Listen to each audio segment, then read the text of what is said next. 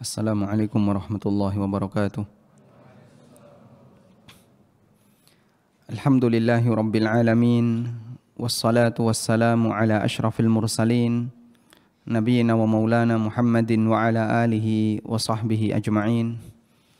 Wa ashhadu an la ilaha illallah wahdahu la syarika lah. Wa ashhadu anna Muhammadan abduhu wa rasuluh. Salawatu rabbi wa salamu alaihi wa ala alihi wa ashabihi wa man sara ala nahjihi wastanna bisunnatihi ila yaumiddin. Alhamdulillah, kembali kita melanjutkan kajian rutin dengan membaca tafsir Ibnu Katsir untuk surat Al-Baqarah. Dan insyaallah di kesempatan kali ini kita akan membaca mulai dari ayat 45. Masih berkaitan dengan perintah yang Allah Subhanahu wa taala berikan kepada Bani Israel.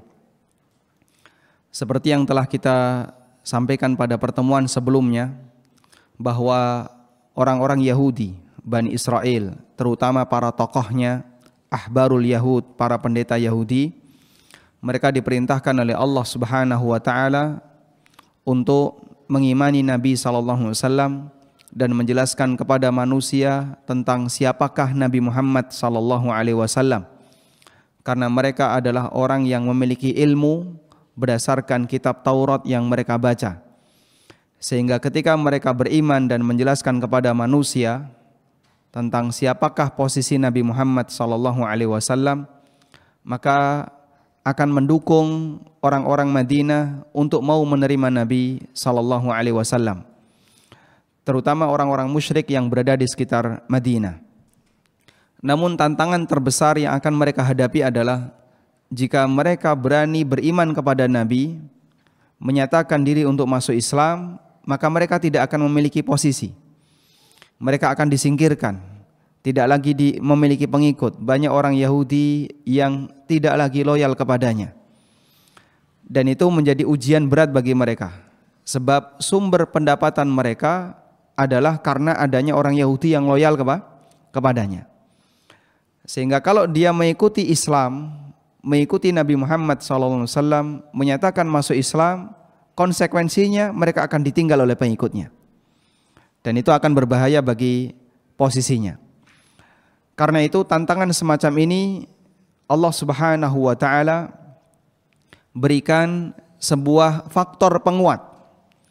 Ketika seorang hamba ingin lebih kuat dalam menghadapi tantangan hidupnya, yaitu firman Allah Subhanahu wa taala di surat Al-Baqarah ayat 45 dan 46, wasta'inu bis-sabri was-salah wa innaha lakabiratun illa 'alal khashi'in alladzina yadhunnuna annahum mulaqu rabbihim wa annahum ilaihi raji'un.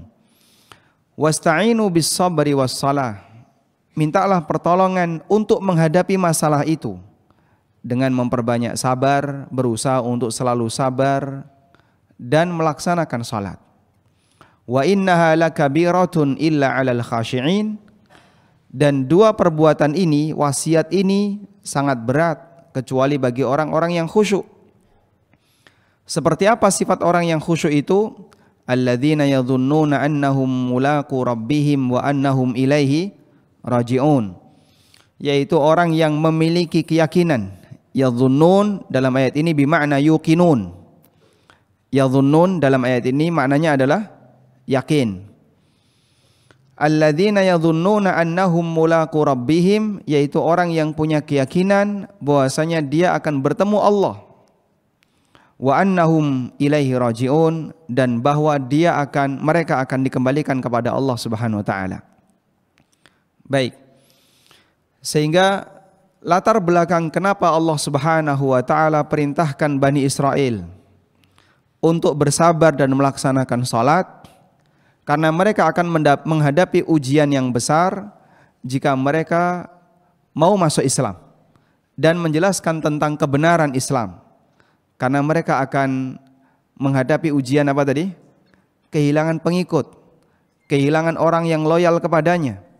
Bahkan bisa jadi dia akan diusir dari kampungnya karena dia mengakui Nabi Muhammad SAW sebagai nabi yang terakhir.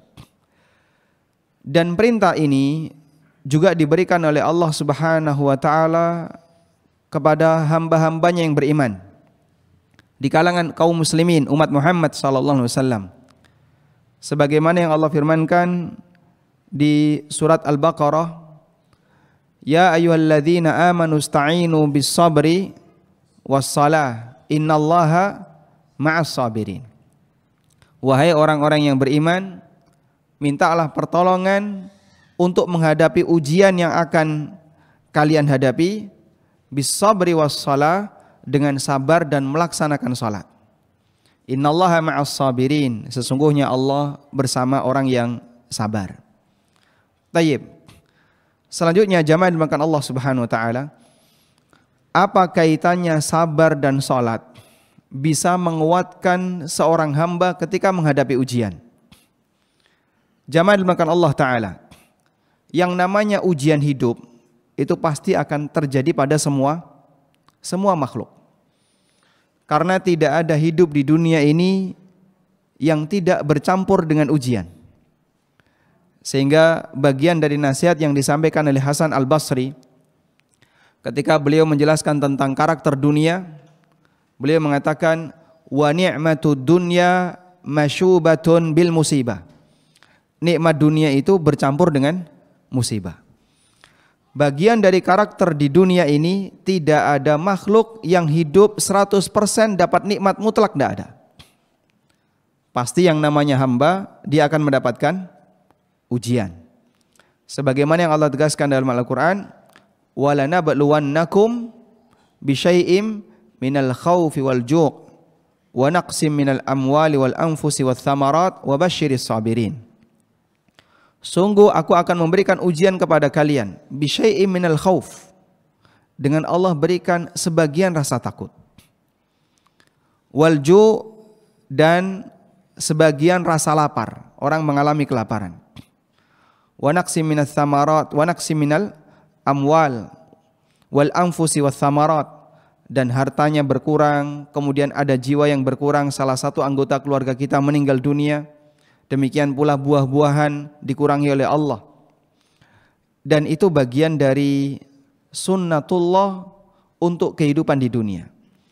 Hamba tidak mungkin bisa hidup di dunia tanpa musibah. Siapapun yang hidup di dunia pasti akan mengalami musibah. Sehingga orang kaya pernah sakit atau tidak? Sakit atau tidak? Sebagaimana orang miskin pernah sakit, orang kaya juga mengalami sakit. Pejabat bisa sakit tidak? Bisa. Bisa sakit hati? Bisa. Sehingga mereka juga mengalami musibah lahir batin. Maka siapapun yang tinggal di alam ini, bagian dari sunnatullah, pasti dia akan mengalami musibah. Baik. Dan musibah yang dialami oleh hamba itu ada dua. Yang pertama, musibah yang dia alami murni karena faktor takdir, dalam arti manusia tidak punya peran apapun di sana. Seperti musibah sakit, musibah miskin, musibah kecelakaan, dan seterusnya. Dan siapapun berpeluang untuk mengalami ini, baik muslim maupun kafir. Yang kedua, musibah dalam bentuk tantangan disebabkan orang itu memegang kebenaran. Musibah dalam bentuk tantangan disebabkan karena orang itu berusaha komitmen dengan kebenaran. Dan musibah jenis yang kedua ini lebih berat dibandingkan yang pertama. Karena itulah musibah dalam bentuk tantangan ketika seorang hamba komitmen dengan kebenaran bisa menyebabkan seseorang mendapatkan derajat yang sangat tinggi di sisi Allah. Sampai di antara mereka ada yang digelari oleh Allah dengan ulul azmi. Dan kita bisa lihat Nabi yang bergelar ulul azmi ada berapa? 5. Sebutkan. Nuh, Ibrahim, Musa, Isa, Muhammad. Kenapa Ayub tidak masuk? Kenapa Nabi Ayub alaihissalatu wassalam tidak masuk? Padahal kita sering mendengar bahwasanya sabar yang dialami oleh Ayub adalah sabar yang luar biasa. Beliau mengalami sakit, jatuh miskin, dan aneka musibah yang beliau alami. Dan kesabaran beliau sering dijadikan sebagai contoh sabar dalam menghadapi musibah. Karena musibah yang dialami oleh Ayub berbeda dengan musibah yang dialami oleh ulul azmi. Musibah yang dialami oleh Nabi Ayub alaihissalam adalah musibah jenis yang pertama. Musibah yang itu bukan karena faktor orang komitmen dengan kebenaran, namun musibah sebagaimana yang dialami oleh umumnya orang yang tinggal di muka bumi, yaitu musibah sakit, musibah kemiskinan, musibah kecelakaan atau yang lainnya. Sedangkan musibah yang dialami oleh para nabi ulul azmi adalah celaan yang diberikan oleh kaumnya, permusuhan yang diberikan oleh kaumnya, dan aneka tantangan yang mereka hadapi ketika mereka komitmen dengan kebenaran. Puncaknya adalah 5 orang ini. Karena itulah Nabi SAW diperintahkan oleh Allah untuk meniru mereka dalam bersabar. Wasbir kama sabara ulul azmi minar rusul. Bersabarlah kamu sebagaimana sabarnya ulul azmi di antara para rasul. Nabi SAW tidak diperintahkan oleh Allah untuk bersabar sebagaimana sabarnya Ayub, tapi beliau diperintahkan untuk bersabar sebagaimana sabarnya siapa? Para ulul azmi. Wasbir kama sabara ulul azmi minar rusul. Dan Nabi SAW juga diberi contoh adanya Nabi masa silam yang gak sabar menghadapi kaumnya. Lalu dia marah kepada kaumnya, meninggalkan kaumnya sebelum ada perintah dari Allah Subhanahu Wa Taala.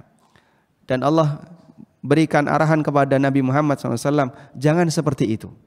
Wala takun kasahibil huti idh nada wa huwa makdzum. Jangan kamu seperti sahibul hut. Wala takun kasahibil hut. Janganlah kamu seperti sahibul hut. Man sahibul hut? Yunus bin Matta alaihissalam. Janganlah kamu seperti orang yang ditelan ikan. Yaitu siapa? Nabi Yunus bin Matta alaihissalam. Idh nada wa huwa makdzum. Yang dulu beliau berdakwah tapi dalam posisi enggak sabar. Sehingga beliau meninggalkan kampungnya, meninggalkan kaumnya sebelum ada perintah dari Allah Subhanahu wa taala. Maka Yunus alaihissalam disebut oleh Allah sebagai orang yang abik. Abik itu artinya melarikan diri. Wa inna Yunus minal mursalin id abaqa ilal fulkil mashhun. Sesungguhnya Yunus termasuk rasul. Ingatlah ketika dia abaqa, ketika dia melarikan diri. Budak yang melarikan diri itu disebut dengan al-abik. Dan Yunus disebut oleh Allah id abaqa ilal fulkil mashhun. Ingatlah ketika dia melarikan diri karena beliau pergi sebelum ada perintah dari Allah Subhanahu wa taala. Sehingga berbeda dengan kita. Kita ketika berdakwah ditolak, kita pergi, kita tinggalkan. Nabi SAW ketika berdakwah dan ditolak, kalau tidak ada perintah dari Allah untuk meninggalkan kampung itu, beliau tidak akan meninggalkannya. Meskipun beliau ditolak oleh penduduk Mekah, tapi beliau bersabar, tinggal bersama mereka dalam kondisi selalu mendengarkan celaan, selalu mendengarkan umpatan, tekanan dari orang-orang kafir. Selama berapa lama? Lebih lama dibandingkan ketika beliau di Madinah, selama 13 tahun. Penduduk Mekah menolak kehadiran Nabi Muhammad SAW. Meskipun beliau adalah nikmat yang terbesar. Maka tidak ada manusia yang menolak nikmat terbesar melebihi orang musyrikin Quraisy. Karena itulah Allah Subhanahu wa taala sebut orang Mekah itu telah mengganti nikmat dengan kekufuran. Alam tara ilal ladzina baddalu ni'matallahi kufran wa ahallu qaumahum daral bawar. Tahukah kalian ada orang yang dia menolak kenikmatan dan menggantinya dengan kekufuran? Dan mereka mengajak kaumnya untuk menuju jahannam, menuju negeri kebinasaan. Itulah orang musyrikin Quraisy yang menolak Nabi Muhammad SAW. Coba antum bayangkan ya, andaikan antum bertetangga dengan Nabi SAW, bahagia enggak? Kita semua tentu akan merasa sangat bahagia. Jangankan bertetangga dengan Nabi, bertetangga dengan ustadz idola kalian, wah Masya Allah, ini nikmat yang didekatkan. Kajian tinggal melangkah, ketika punya masalah nanti tunggu ustaznya datang sampai di gardu, ya. Lalu masalah bisa dijawab. Dan itu bagian dari nikmat. Sehingga ketika kajian mendekat ke kita, itu bagian dari nikmat. Kalau orang menolak kajian ini, maka Allah akan pindahkan nikmat itu ke tempat yang lain. Sehingga ketika penduduk Mekah menolak Nabi Muhammad SAW, Allah tetapkan syariat ini tetap akan ada di muka bumi. Allah pindahkan sumbernya ke Madinah. Ketika Mekah menolaknya. Maka sungguh berbahagia teman-teman yang tinggal di Pogung, ya. Banyak narasumber yang datang ke sini. Kemudian juga teman-teman pada datang ke sini untuk belajar. Sehingga sangat disayangkan kalau tetangganya masjid tinggal ngelangkah beberapa langkah tapi nggak ikut hadir kajian. Yang jauh naik motor, alhamdulillah Allah kasih hidayah untuk bisa hadir. Seharusnya yang dekat mereka lebih butuh untuk hadir dibandingkan yang jauh. Sebab nikmat itu didekatkan. Dan ketika orang menerima nikmat itu dengan maksimal, maka saat ada majelis ilmu yang sudah didekatkan kepadanya, terima dengan baik, Allah Subhanahu wa taala akan memberikan tambahan nikmat baginya. La in syakartum la azidannakum. Sungguh jika kalian bersyukur, maka aku akan mendapatkan nikmat kepada kalian. Tayyib. Kembali ke masalah ini. Dan pelajaran yang diberikan oleh Allah taala kepada orang-orang yang beriman agar mereka kuat dalam menghadapi tantangan itu adalah dengan sabar dan salat. Karena seorang hamba ketika sabar dan salat, maka akan menyebabkan dirinya semakin dekat dengan Allah sehingga mentalnya semakin kuat. Dan kalau orang itu mentalnya semakin kuat, dia akan lebih siap menghadapi tantangan. Allah sebutkan pelajaran semacam ini di surat Yunus mulai dari ayat 83 sampai 87. Anda yang punya mushaf silakan buka ya. Surat Yunus mulai ayat 83 sampai 87. Di awal dakwah Musa ketika menghadapi Firaun. Sampai akhirnya terjadilah pertunjukan besar di mana Firaun mengumpulkan tukang sihir, lalu mereka melakukan berlomba dengan Musa dan akhirnya Musa menang. Lalu tukang sihir itu masuk Islam. Tapi Fir'aun menjadi-jadi. Dia makin marah dan makin memberikan tekanan bagi siapapun yang beriman, dia akan dibunuh. Allah Subhanahu wa taala katakan, "Fama amana li Musa", setelah terbukti bahwasanya Musa ini benar, setelah terbukti bahwa Nabi Musa ini benar, dan apa yang dibawa oleh Musa ini mukjizat bukan sihir. Fama amana li Musa illa dzurriyyatun min qaumi. Tidak ada yang beriman kepada Musa kecuali dzurriyyatun min qaumi, sebagian dari keturunan Firaun atau keluarga Firaun. Ala khaufin min Firaun, dalam posisi mereka ketakutan dari Firaun. Meskipun dia itu anggota kerajaan, ketika beriman kepada Musa, mereka apa? Ketakutan. Ala khaufin min Fir'aun wa malaihim. Mereka dalam posisi ketakutan terhadap Fir'aun dan bala tentaranya. Ay yaftinahum, ketakutan kalau mereka akan dibunuh. Wa inna Fir'auna la'alin fil ardi wa innahu laminal musrifin. Wa qala Musa, ya qaumi in kuntum amantum billah. Di saat itulah Musa memberikan wasiat dan nasihat kepada Bani Israel dan orang-orang yang beriman di antara penduduk Mesir. Wahai kaumku, kalau kalian beriman kepada Allah, maka bertawakallah kepadanya.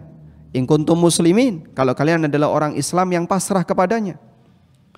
Faqalu, maka mereka mengatakan, alallahi tawakkalna rabbana la taj'alna fitnatan lil qaumidz zalimin. Hanya kepada Allah kami bertawakal. Wahai Rabb kami, janganlah engkau jadikan kami sebagai sumber fitnah bagi orang-orang zalim. Wa najjina bi rahmatika minal qaumil kafirin, dan selamatkanlah kami dengan rahmatmu dari orang-orang kafir. Baik, sampai di posisi ini orang mukmin punya kekuatan enggak? Sampai di posisi ini orang mukmin punya kekuatan? Tidak. Jadi puncak ketika orang-orang atau ketika para tukang sihir itu kalah dengan Musa, banyak sekali yang beriman. Tapi Fir'aun semakin menjadi-jadi dan Fir'aun memberikan banyak ancaman. Di posisi itu orang mukmin masih sangat lemah. Sekarang coba kita lihat apa yang diwahyukan oleh Allah, bimbingan yang diberikan oleh Allah kepada Musa dan Harun. Anda lihat di ayat 87. Itulah puncaknya. Wa auhayna ila Musa wa akhihi an tabawwa'a liqaumikuma bimisra buyutan waj'alu buyutakum qiblatan wa aqimus shalah wa basyiril mu'minin. Lalu aku wahyukan kepada Musa dan saudaranya. Siapa saudaranya? Harun. Sehingga dua-duanya nabi yang diutus dalam waktu bersamaan, diberi wahyu oleh Allah Ta'ala, antabawwa'a liqaumikuma bimisra buyutan. Siapkan rumah-rumah kalian di Mesir. Waj'alu buyutakum qiblatan, jadikan rumah kalian sebagai kiblat. Wal makna, dan yang dimaksud menjadikan rumah sebagai kiblat adalah ij'alu buyutakum makanan lil ibadah. Jadikan rumah kalian sebagai tempat untuk memperbanyak ibadah. Wa aqimus shalah, dan tegakkanlah salat di rumah-rumah kalian. Mereka tidak mungkin menampakkan ibadah itu di luar, sebab tekanan yang diberikan oleh kerajaan Fir'aun sangat kuat. Namun mereka butuh kedekatan kepada Allah untuk menguatkan mental, karena Allah akan persiapkan, ini akan ada mobilisasi massa yang lebih besar lagi. Disitulah puncak bainal haqq wal batil, puncak untuk membedakan antara kebenaran dengan kebatilan. Dan itu butuh kekuatan mental. Orang yang hebat di kalangan Bani Israel tidak boleh cuma dua, tidak boleh hanya Musa dan Harun, yang lain harus dikuatkan mentalnya. Pendidikan yang diberikan oleh Allah untuk penguatan mental dengan cara apa? Mereka diperintahkan memperbanyak ibadah. Di mana? Di rumah. Sebab kalau ibadah di luar nggak mungkin, maka perbanyaklah ibadah di rumah kalian. Jadikan rumah kalian sebagai kiblat, maksudnya jadikan rumah kalian sebagai tempat untuk beribadah. Sehingga waktu itu Bani Israel diminta untuk banyak berdiam diri di rumah, fokus ibadah kepada Allah sampai nanti datang perintah untuk melakukan mobilisasi massa. Sebab tantangan berikutnya ini lebih berat, karena mereka akan menghadapi pasukan yang sangat kuat dan sangat besar. Dan untuk menghadapi itu, orang tidak boleh dalam posisi pengecut. Dia harus dikuatkan mentalnya dengan apa? Kedekatan kepada Allah Subhanahu wa taala, yaitu memperbanyak salat. Dari sinilah kita bisa memahami ibadah salat yang dilakukan oleh hamba akan semakin memperkuat apa? Mental dia. Mental ketika sangat kuat, maka seorang hamba akan lebih siap dalam menghadapi tantangan kehidupan. Makanya terkadang ada orang yang badannya gagah, ya. Dia mungkin hidupnya penuh dengan kenikmatan. Sekali dapat musibah, pengecutnya nampak. Sifat pengecutnya kelihatan. Sering ngomel, sering ngomong gak karuan, menunjukkan kalau dia itu gampang mengeluh, gak sabar, meskipun fisiknya gede. Sehingga orang ini karakter apa? Pengecut.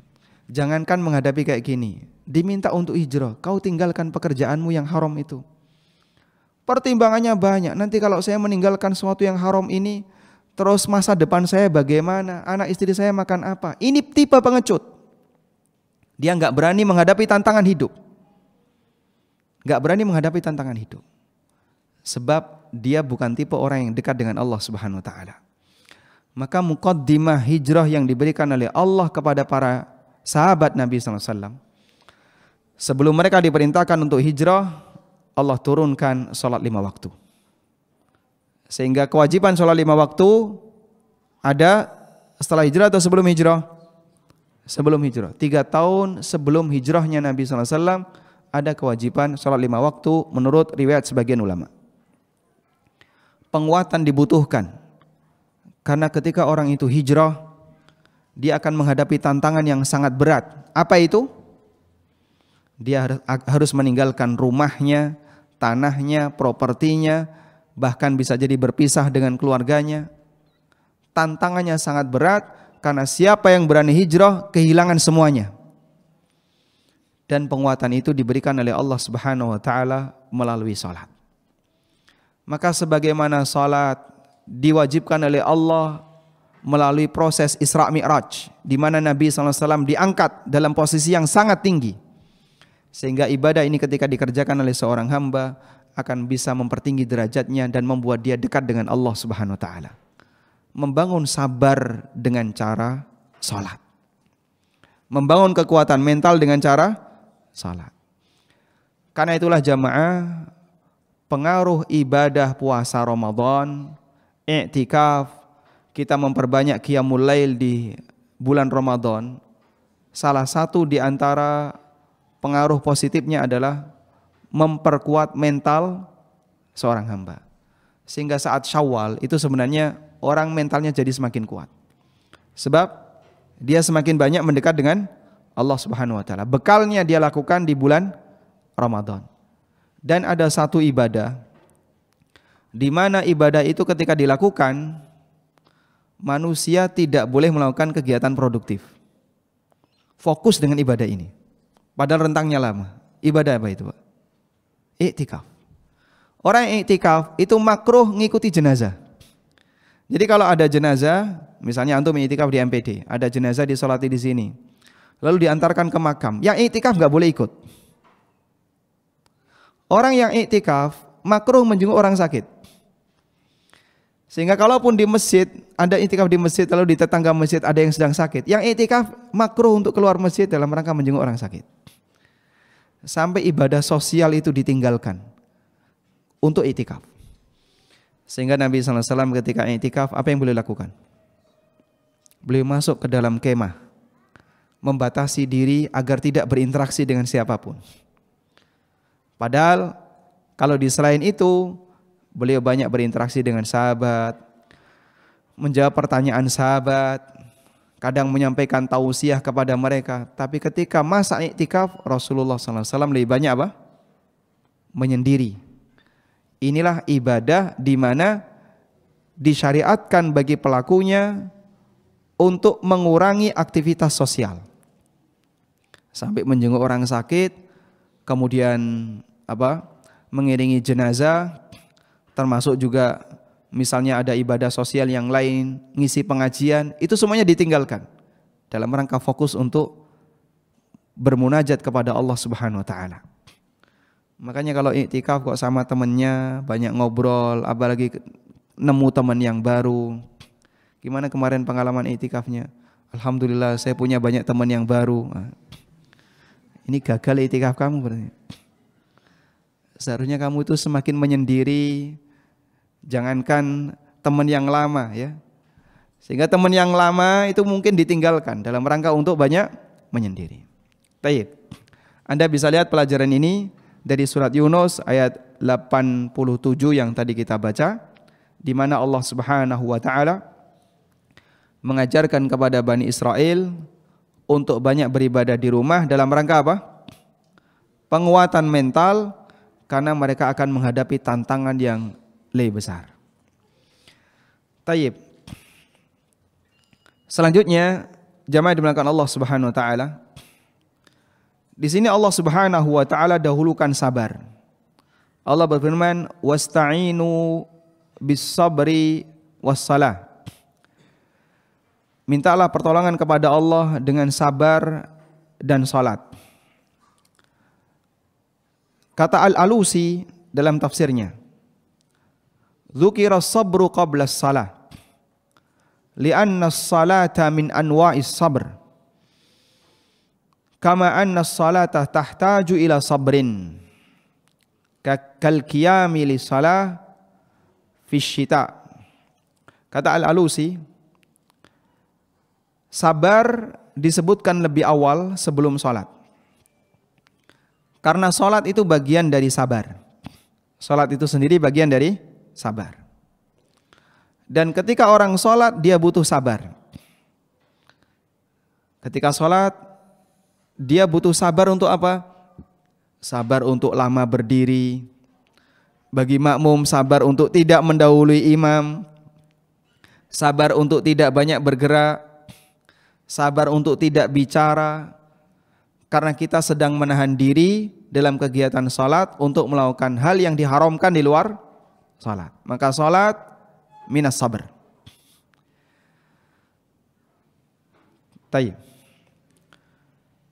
Dan sabar kata para ulama ada 3 bentuk. Wasabru ala thalathati anwa. Sabar itu ada 3 bentuk. Yang pertama adalah as-sabru ala ta'atillah. Sabar dalam melaksanakan ketaatan kepada Allah. Yang kedua, as-sabru ala tarkil maksiyah. Sabar dalam bentuk meninggalkan maksiat. Meninggalkan maksiat butuh sabar enggak? Butuh sabar enggak? Kenapa butuh? Dorongan untuk maksiat sangat kuat, apalagi mahasiswa. Dan yang ketiga adalah sabar terhadap musibah. Sehingga sabar ada 3 bentuk. Sabar melaksanakan ketaatan, sabar menghindari maksiat, dan sabar terhadap musibah. Karena itu Rasulullah SAW menyebut puasa dengan sabar. Nabi SAW menyebut puasa dengan sabar.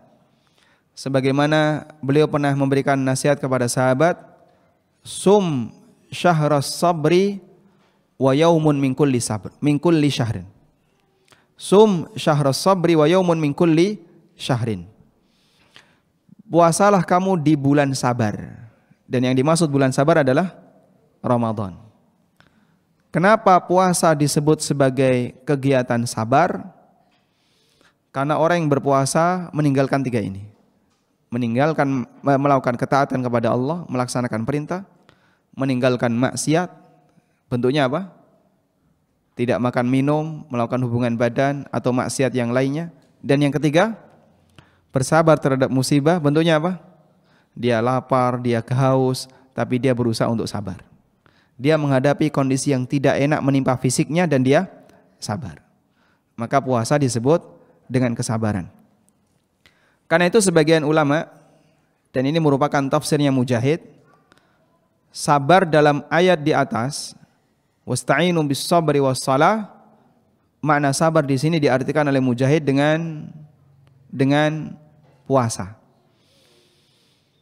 Sehingga wasta'inu bis sabri was shalah maknanya adalah wasta'inu bis shaumi was shalah.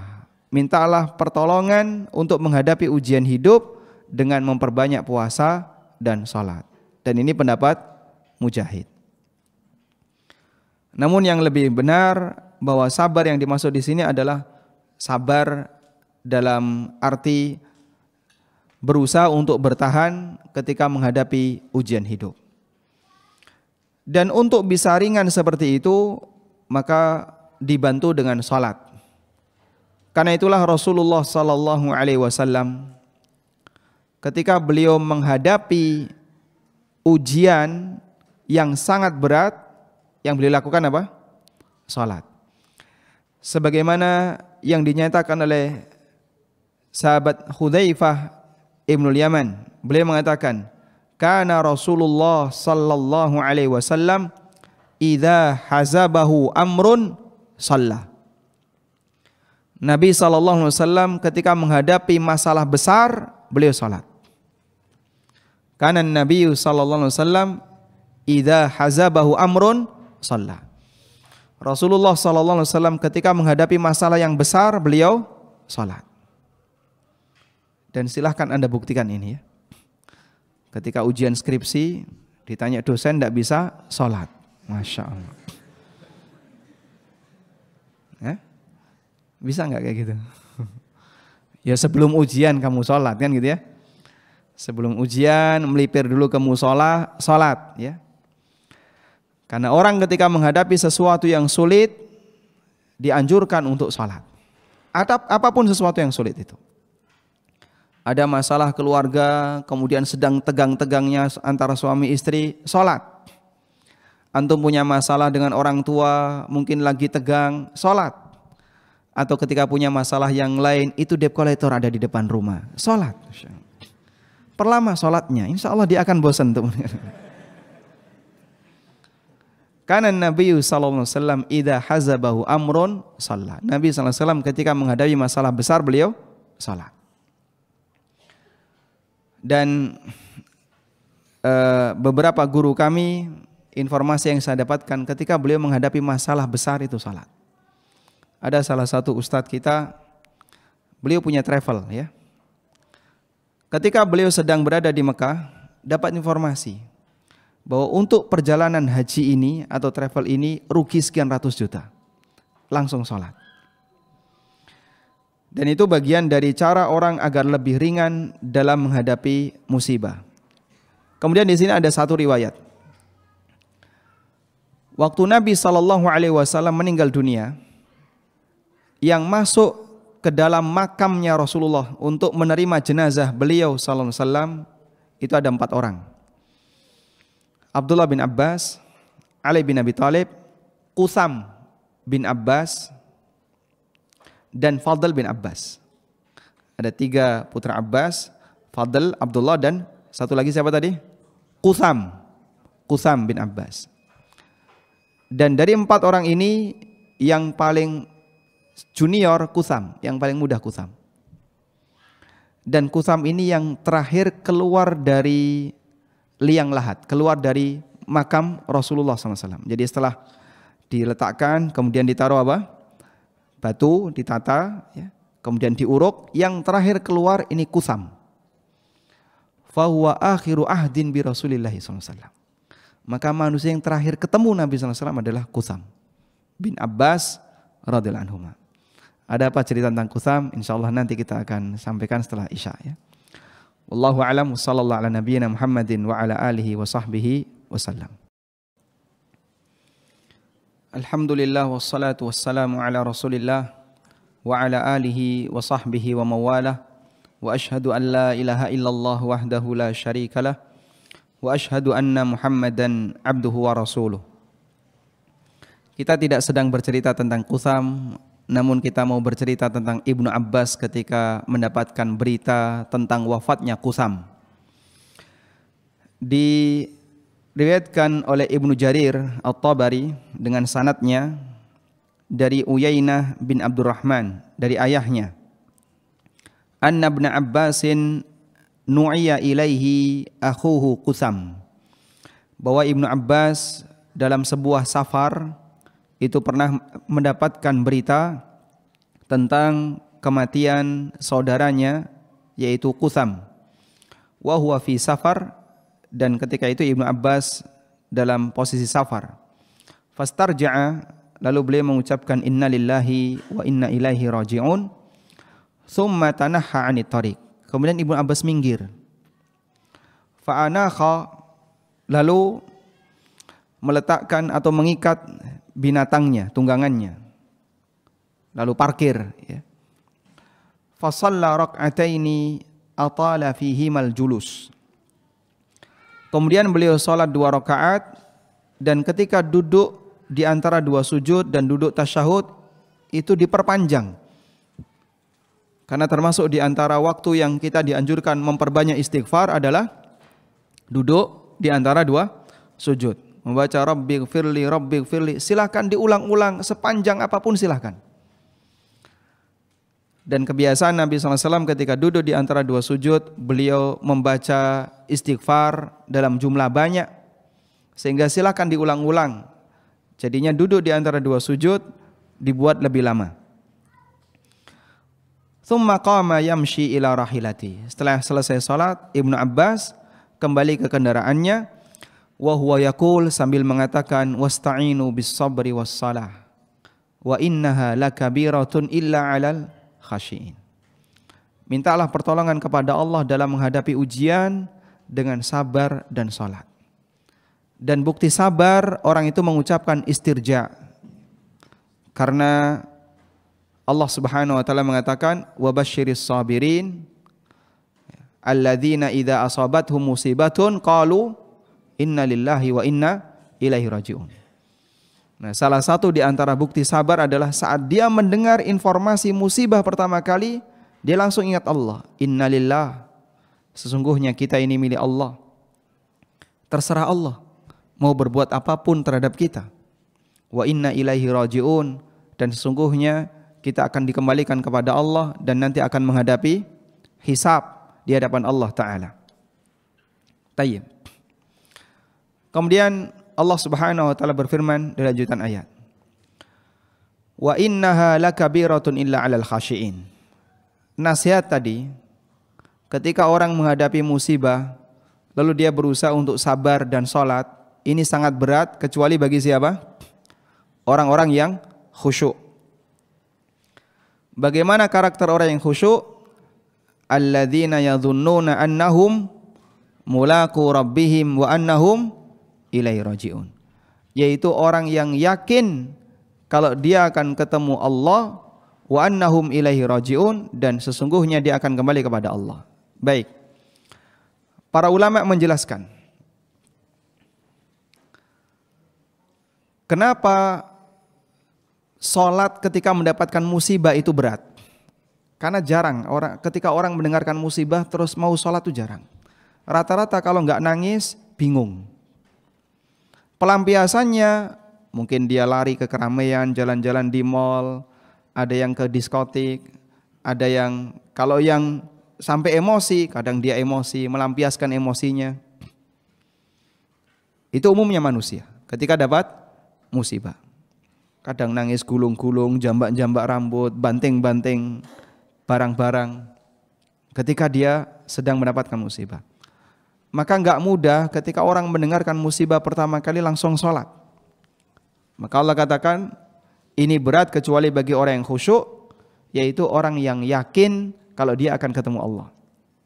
Sehingga para ulama mengatakan keyakinan seseorang bahwa dia akan menghadap Allah akan membuat dia lebih ringan ketika dia menghadap Allah di dunia.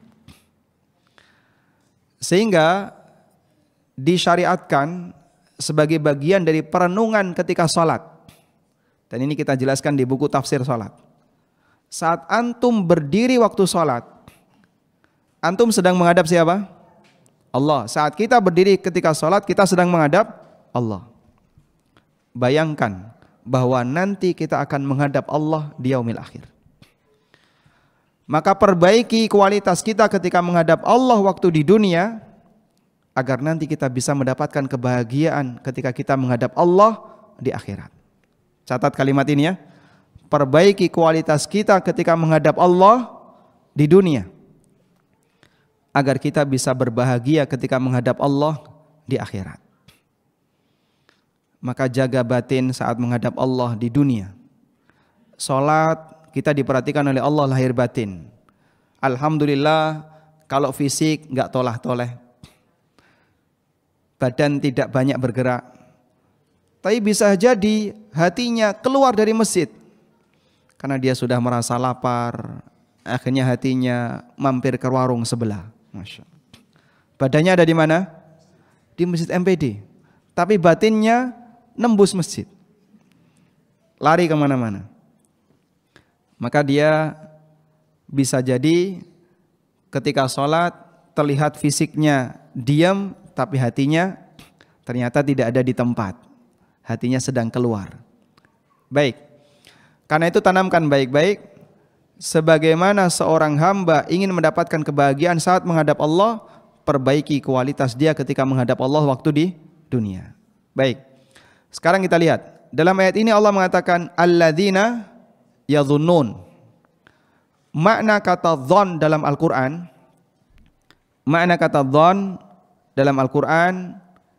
itu ada 3 makna.